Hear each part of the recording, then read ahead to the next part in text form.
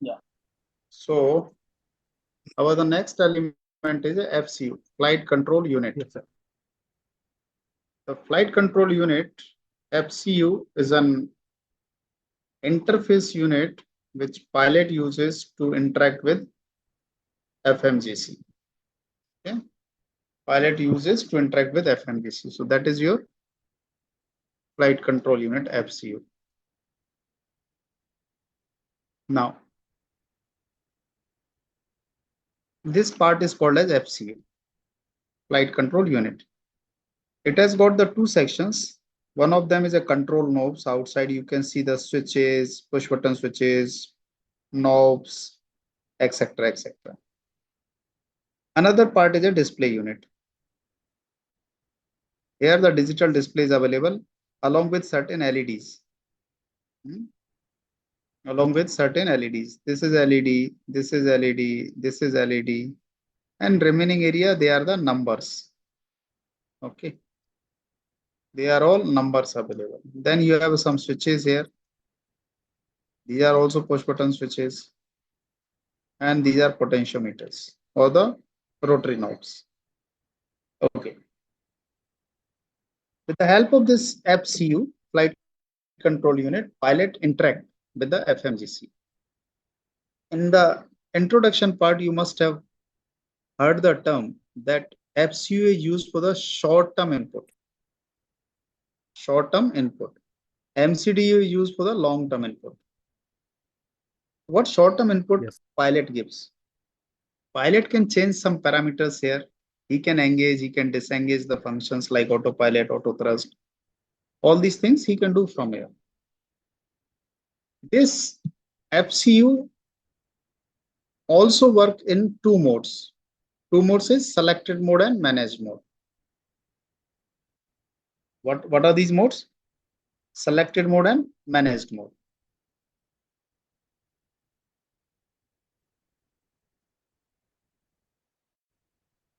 All the functions are the same. I just want to show you what the selected mode and what the managed mode.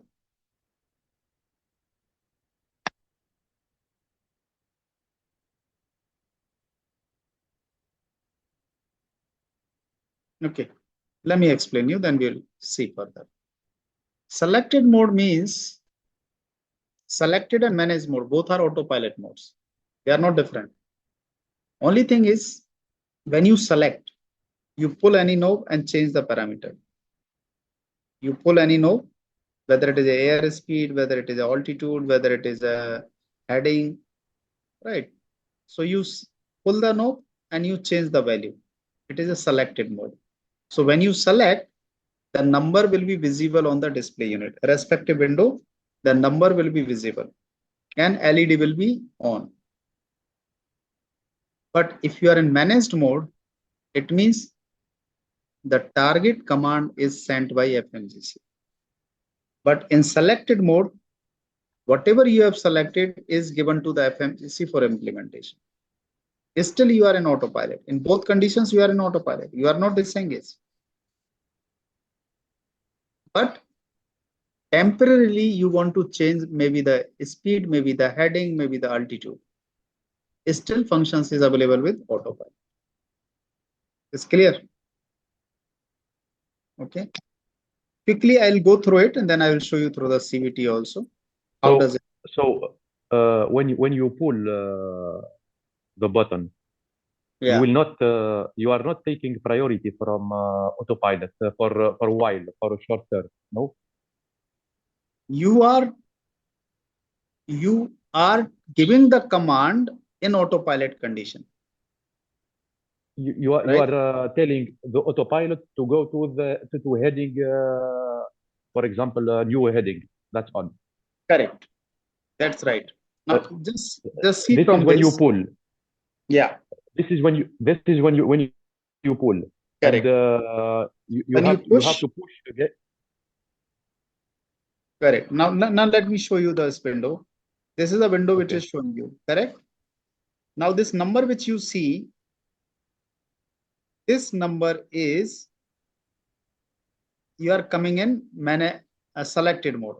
You are coming in selected mode. So what happened? Let's say you are in managed mode. pull this knob. You pull the speed knob. When you pull this speed knob, the 300 number which you see is the last speed sent by FMGC. This is the last target sent by FMGC. Okay. You just pulled it. You have not turned it. Okay. Just slightly you pull it and you find the number will be visible. That number is actually the last target sent by FMGC. Now, second, what you will do, turn it.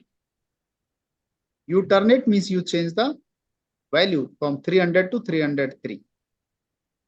So the new target is 303 knots. New target is 303 knots. Got it? This Yes. is called as selected mode. This is called as selected mode. Now, one more thing. Let us say you pulled it, but did not rotate the knob for 10 seconds. You pulled it and you did not rotate the knob for 10 seconds. Then this line will be bypassed and the system will again go back to manage mode. So the manage Even mode. with okay. Go ahead, Aitam. Even with the knob still pulled. After 10 seconds, he go to okay. Because you have not changed the value. Okay. If you change the value, then it will implement as long as you maintain it. And if you want to go back, just push it. Then it will show you dash, dash, dash. LED will be on. And this situation is a managed mode. So this is selected mode and this is managed mode. Okay. Clear? Clear, very clear. Thank you. Thank you. So this is Just for the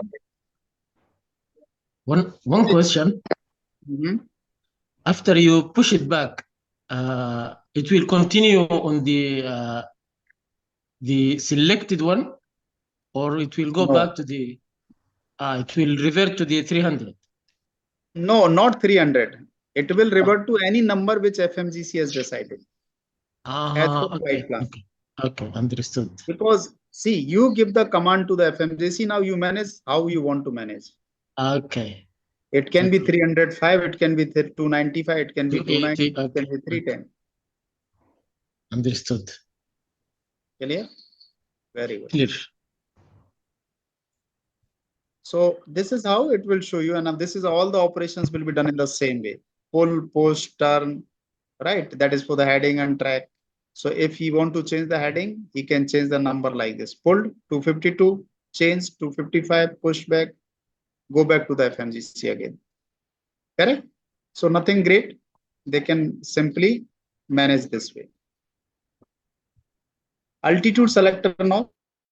This is something good from here. Yes, Mr. Anton. Yes, sir. Sorry. In that previous selection, so if we want to turn your heading to 255 as selected, so he has to keep the knob pulled until he no, just pull once and rotate. That's it, and leave it. So his command will be the higher priority, right? Correct. Okay. Now FMGC in autopilot will maintain 255-degree heading. And it will continue till you push it back. Otherwise, it will maintain 255. Okay, got it. Thank you. Right. Once you push it back, then FMGC will go as per flight plan. Okay, thanks. Altitude selector now. Now this window is never dash, dash, dash. This window will always have number. And this is always selected, not managed. This is always selected. It is not managed.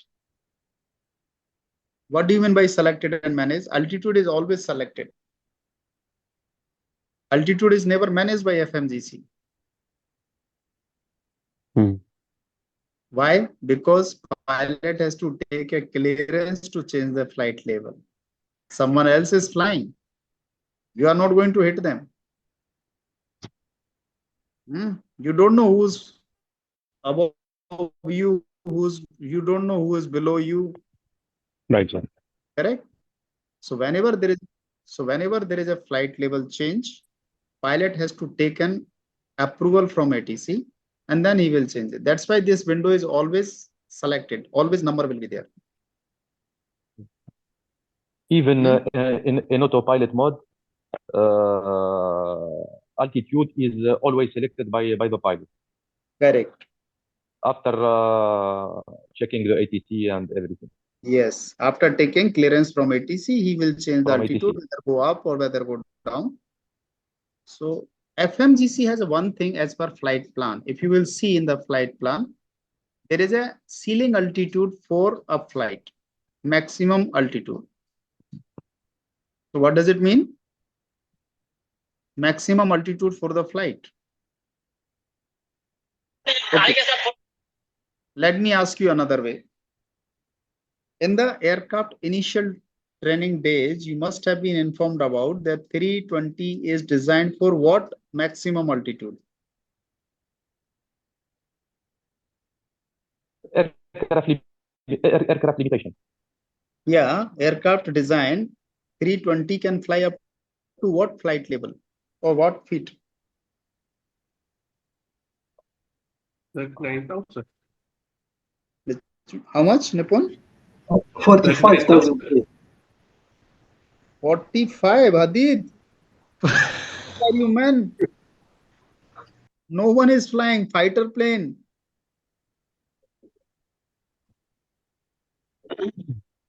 We have to make a fighter 34. plane. 34. I think 34, Let's say 41,000 feet. 41. 41, 41, yes, 41. 39. 39. See how many number came? Very good. 41. 41, 45, 41, 39, 34. 39 is very close and most appropriate probably. It is designed for 38,500 or 39,000. Right. After that, it will not fly. This is what the design specification is. But if you have a wide body aircraft, 787, 350, 380s, they can go up to 42,000. 41, 42,000. I have seen 330 flying at 42. Right. After that, they will also not fly because the air is very dense and you will not get sufficient air for engine. Air is very, very tight above that. So your engine will not perform. Okay. At that, above that level, your fighter planes are flying. Above 42,000, then fighter planes. Got it? So let's come back to the point. What I'm going to discuss is the flight plan. FMGC will decide as per flight plan the maximum flight level or cruising altitude. Cruising altitude. How does it come cruising altitude? Can anyone explain me?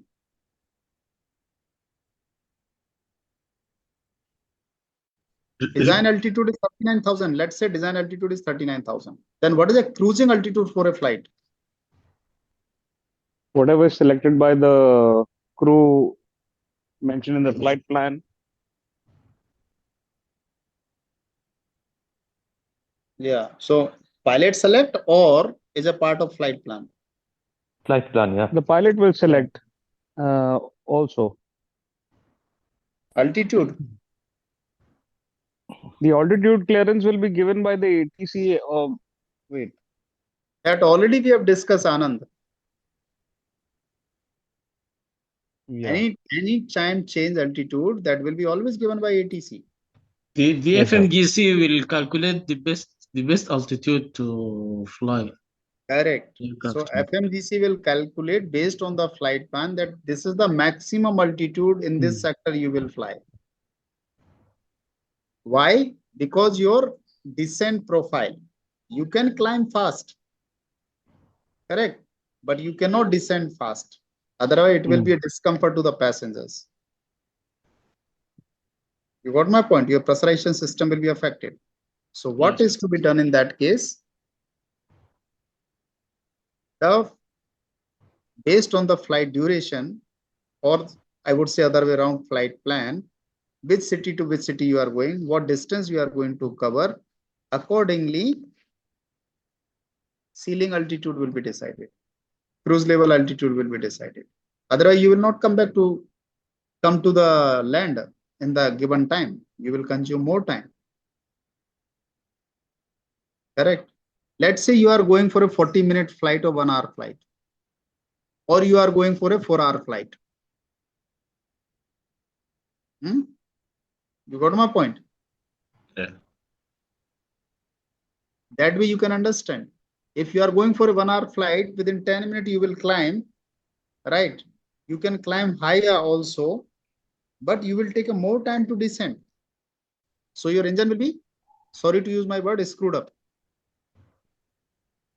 Your engine will be stressed. How you will descend? Descent require time. Climbing may not require time. So your cruising altitude will be decided based on the flight plan. Generally, I have seen 1-hour flight aircraft will not cross 25,000 feet. They will not enter into the RVSM area also. Because after 25,000, it has to descend. If it goes higher, it will take more time to descend. Clear? So that will be the cruising altitude as per flight plan. Anyway, pilot can select the altitude with the help of this knob. He can also select the metric altitude because this is in the feet. If he select the metric altitude, then he can see the metric altitude here. 8230 meter, which is equivalent to 27,000 feet. 8230 meter, which is equivalent to 27,000 feet. So he can also select the metric altitude by pressing this knob, and that will be shown on PFD. Right, sir? Same as with the vertical speed, pilot can select the vertical speed with the help of vertical knob. So by rotating up and down, he can climb up or he can descend by selecting the vertical. When he want to level off, he can push this knob and vertical speed will be 0, 0. Vertical speed will be 0, 0. So he can choose the vertical speed. So many buttons are available, which you have seen already in many discussions. Engagement button for the autopilot 1 or autopilot 2, one will be engaged at a time, except auto land in and approach button is pressed. If this button is pressed, then only you can engage both the autopilot. Otherwise, no. Localizer button to capture the localizer signal during landing. Auto thrust for the auto thrust command. Expedite button, it is optional. It may be there, it may not be there. Some aircraft it may be there, some aircraft it may not be there. Expedite means with the help of this button, aircraft will be ascend fast or descend fast with the maximum vertical speed. This situation is sometimes used during the possible conflict, right? All of a sudden, there is a pilot sees something is dangerous, so he want to escape. And in that situation, they will press this expedite button. So aircraft will maneuver with the maximum vertical speed. Maximum allowable vertical speed aircraft will maneuver. So that's the purpose of expedite button. Okay. So this is something about FCU, guys. Any questions? You can play with the FCU whenever you go to the cockpit. It is simple. Nothing different. If you want to see the CVT, I can show you the CVT also. Or before I should finish the flight management part. That's fine. Yes, sir. Yes, sir. So now, so far we are seeing the flight guidance part. Now flight management part, we will see it is a mainly theoretical part. FMS, we have a 2 FMS, flight management guidance computer. FM part, they operate in the three modes. Three modes are normal mode, independent mode, and single mode.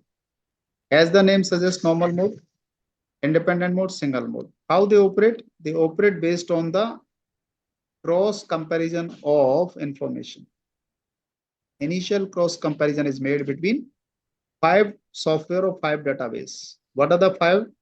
nav database, performance database, FM operational program, aircraft identification, and engine identification. Correct? 5 things are there which they compare each other in both FMGC. What are the 5 things? Again, I repeat: nav database, performance database, FM operational program, aircraft pin programming, and engine pin programming. These 5 things, both FMGC cross-check with each other. They cross-check with each other during startup. And when they are 100% matching, 100 to 100% matching, then it is a normal mode. Then it is a normal mode. Correct? Another is an independent mode. If there is a slightest difference, permissible slightest difference in both databases, then FMGC will not talk to each other. There is no crosstalk, and they will work in an independent mode. Then both FMGC will not talk to each other. MCDU will also not be talking to each other. They will be connected to the respective side FMGC. Right? There is a procedures available for that if pilot want to operate in this configuration. So it is an independent mode, means both FMGC will work independently. You manage your side, I will manage my side. It's a very rare situation, right? Rather, pilot would consider failing one FMGC and fly with single. That is much better, right? And single mode of operation means one of the FMGC is failed, so the other one will take care for everything. So that is the easiest operation. Hello. So you can get this message if, in case of you upload the nav database to one FMGC1, for example, and you forget to do the crosstalk between FMGC1 and FMGC2, means to upload also the same database to FMGC2. Yes. The result, you have two database in each FMGC. You can get you can have this message of disagree because of yes. Huh? Yes, you will get the message, and you will not be allowed to fly from the ground, right? Unless you do the crosstalk. Unless you do the crosstalk or you fail one of the computer. Pull the CV. Okay. Okay. So normal mode, FM part agree, normal mode is active when key are pressed and they are immediately processed in both FM. It means both normal mode with one MCDU, you can work with both FMGC. Whatever you enter in one MCDU, it will be copied in both FMGCs. That is a normal mode because they are cross-talking each other. Independent mode, FM part disagree. As I said, FM part disagree. White message will be displayed as FMS1 and FMS2 aircraft status difference on MCDU system. On MCDU scratchpad, you will find FMS difference. So there is a slight difference in FM part. Each FM part manages its own MCDU. Failure in flight management guidance computer. Inter-system buses result in MCDU message independent operation. So what you will find on MCDU, it will tell you that it is an independent operation. Even on MCDU body also, IND button is there. IND light is there. FM light, IND light. So that indicate that they are operating in independent mode. Single mode, it is quite obvious. One FMGC is failed. So both MCDU are now driven by available FMGC. Both MCDU are driven by available FMGC. This is all nice to know information. MCDU, as already said, MCDU will operate it accordingly. In normal mode, MCDU can be used simultaneously on different pages. Modification in any entry or modification or entry in the MCDU is sent to other MCDU via crosstalk.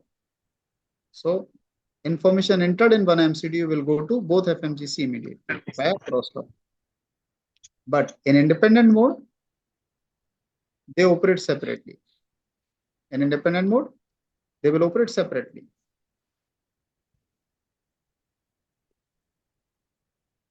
In single mode of operation, both MCDU work in normal mode, but with one single FMGC. Clear, guys? In single mode, Yes. both the MCDU will work, but only with one FMGC. It is like a normal mode. As far as displays are concerned, FM information is displayed on the NDs and PFDs. FM information in normal independent mode, FMGC1 will supply PFD1 and D1. FMGC2 will supply PFD2 and D2. In single mode, a respective side will display. Right? In single mode, remaining FMGC will supply both sides. As a line. Because in normal mode or independent mode, both will supply their respective side. But in single mode, only one is available. So that will supply. Radio navigation, we will not talk about the radio navigations. We have a separate topic. We'll talk over there. Okay. FMGC is used to tune the radio navigation aids. Simple, you can remember this here. In chapter 34, we will discuss in detail with a proper procedure. So this is also one of the function of FMGC, tuning of the radio navigation mode, radio navigation aids in auto mode. This is how it is shown. FMGC tune radio navigation with the help of RMP on the respective side. Number 2 side will be tuned by FMGC2. Correct? In case of failure, opposite side is available. So that's not really important for us now. Flight plan. This is important to understand. What the flight plan is? Flight plan is defined by the various elements which indicate route the aircraft must follow with the limitations along with the route. And these elements are mainly taken from database. So route is made if you have started your auto flight system with a flight plan. Foxtrot, Romeo, Juliet, FRZ, Roca, that line was mentioned in the first page or second page. You remember? FRZ to Roca, ROCCCA. Not remember? Okay. You mean the waypoints, right? Yes.